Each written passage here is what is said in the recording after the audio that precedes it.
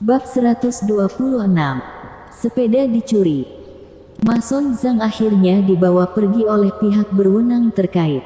Sementara pemuda berambut hijau yang sombong itu, secara alami ditangkap dan dibawa untuk dididik ulang. Ketika meninggalkan restoran barbecue dan berjalan keluar, Yosef yang masih marah dan berkata, benar-benar masalah yang berlebihan. Kebetulan kami tidak sengaja bertemu dengannya. Keponakan seorang kepala distrik berani bersikap sombong, benar-benar membuat hati orang-orang kecewa. Louis Lu menggelengkan kepalanya sambil tersenyum dan berkata, bukannya berlebihan, tetapi karena kamu berada di posisi tinggi.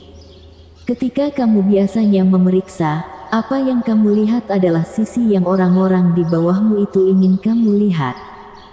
Dari banyak hal di dunia ini, tidak ada yang paling berlebihan, hanya ada yang lebih berlebihan. Seringkali banyak cangkang yang indah, tetapi di dalamnya tersembunyi banyak hal kotor yang membuat orang marah.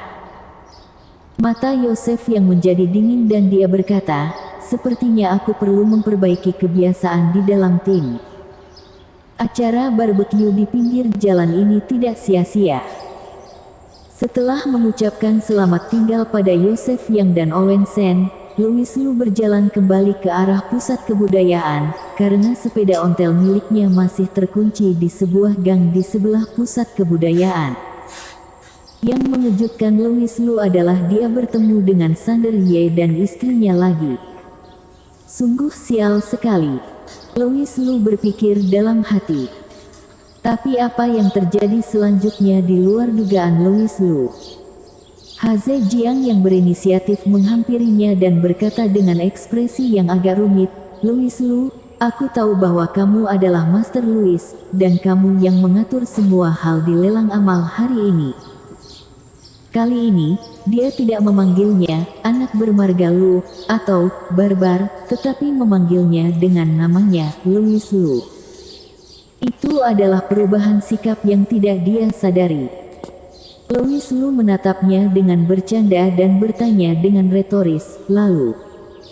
Wajah cantik Haze Jiang yang tidak ditandai oleh usia membeku dan dia berkata, bukankah kamu melakukan begitu banyak hal hanya untuk membuktikannya kepada kami? Sekarang kamu telah membuktikannya. Jadi berhentilah sebelum melewati batas. Berhentilah sebelum melewati batas. Ekspresi Louis Lu aneh. Haze Jiang mengangguk dan berkata, aku akui bahwa aku salah sebelumnya. Aku tidak akan mencampuri perkembanganmu dengan Hailey di masa depan. Tetapi kamu jangan diberi hati meminta jantung. Masalah mendirikan cabang Hailey Corp, aku sarankan kamu untuk berpikir dengan hati-hati.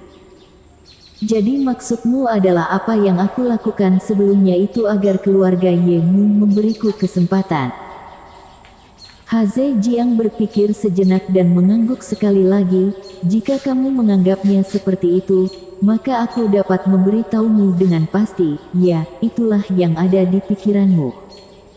Dia sangat sewenang-wenang. Louis Lu tidak menjawab. Kemudian ada keheningan sejenak, dan Haze Jiang awalnya berpikir Louis Lu akan berterima kasih. Tetapi setelah keheningan yang lama, dia tiba-tiba melihat Louis Lu menggelengkan kepalanya dan berkata, Haze Jiang, kamu terlalu percaya diri. Apa katamu? Mata sipit dan indah Haze Jiang tiba-tiba membeku. Dia hanya mendengar Louis Lu berbicara perlahan. Semua yang telah aku lakukan bukanlah untuk membuktikan kepadamu bahwa aku mampu membuat koneksi dengan keluarga Yemu, tetapi untuk membuktikan bahwa aku dapat memberikan semua yang diinginkan Kak Hailey. Sejujurnya, di mataku, keluarga Yemu hanyalah setetes air di lautan banyak keluarga kecil. Jika aku ingin menghancurkan keluarga Yemu, aku bisa melakukannya dengan mudah. Aku hanya tidak repot-repot melakukannya. Jadi, Haze Jiang, tolong singkirkan kesombonganmu di masa depan. Karena kamu tidak akan pernah membayangkan keberadaan seperti apa orang yang berdiri di depanmu ini. Louis Lu berbicara dengan suara kecil, tetapi seolah-olah dia memiliki momentum yang sangat kuat, menyebabkan hati Haze Jiang bergetar dengan setiap kata yang dia ucapkan. Dia benar-benar kehilangan akal sehatnya pada saat ini karena beberapa kata Louis Lu ini. Sampai beberapa lama kemudian, ketika Haze Jiang kembali sadar, dia hanya ditinggalkan dengan punggung Louis Lu yang menjauh. Dia segera berkata dengan wajah marah, terlalu sombong. Hanya sebuah pencapaian kecil, mengapa begitu angkuh? Dia tanpa daya berteriak ke arah punggung Louis Lu, tetapi Louis Lu bahkan tidak menoleh ke belakang.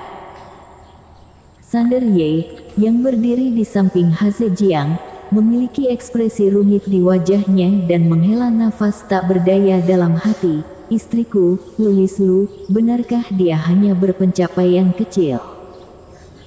Pada usia 20 tahun, dia telah menjadi bintang besar di dunia kaligrafi dan lukisan, dan dia juga telah berhasil menemukan formula masker yang mencengangkan. Ini merupakan pencapaian yang tidak dapat ditandingi oleh talenta muda di Provinsi Jiangnan, atau bahkan seluruh negara Long.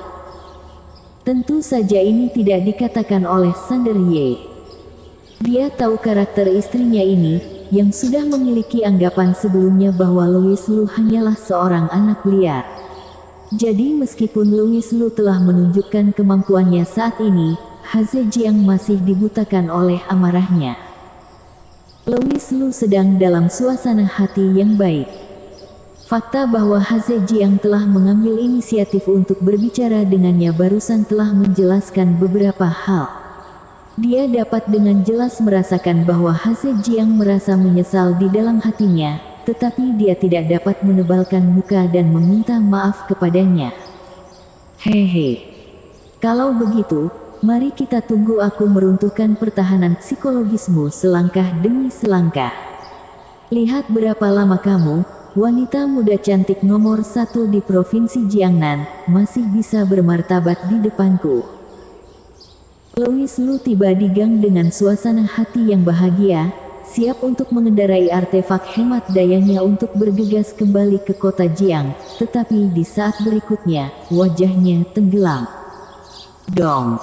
Sepedanya telah dicuri. Dia hanya melihat kunci spiral, yang awalnya digunakan untuk mengunci ban sepedanya, tergeletak menyedihkan di sudut gang. Pencuri sepeda sialan. Louis Lu mengutuk dan buru-buru mengaktifkan jimat lingkaran pikiran dan dengan cepat mengunci lokasi sepeda ontelnya. Dia diam-diam bersyukur karena dia telah berpikir rasional dan mengukir jimat lingkaran pikiran di dalam batang besi sepeda. Jika tidak, jika artefak hemat daya seperti itu dicuri, tidak akan ada tempat untuk menangis. Pada saat ini, dalam perjalanan menuju toko daur ulang sepeda bekas terdekat, seorang pria dengan rambut keriting dan mekar mengayuh sepeda dengan gembira, menggosok-gosokkan pantatnya yang kotor ke bantal sepeda dan bernyanyi. Tidak mungkin untuk tidak bekerja. Tidak mungkin tidak bekerja dalam hidup ini. Bisnis tidak bisa dilakukan, hanya bisa mencuri barang untuk dapat mempertahankan hidup seperti ini. Ah, kamu manusia atau hantu? Dia menatap pemuda yang telah jatuh dari langit di depannya dengan ketakutan. Louis Lu langsung kesal dan menamparnya. Dia berkata, kamu mencuri sepedaku dan masih bertanya aku manusia atau hantu. Bersambung.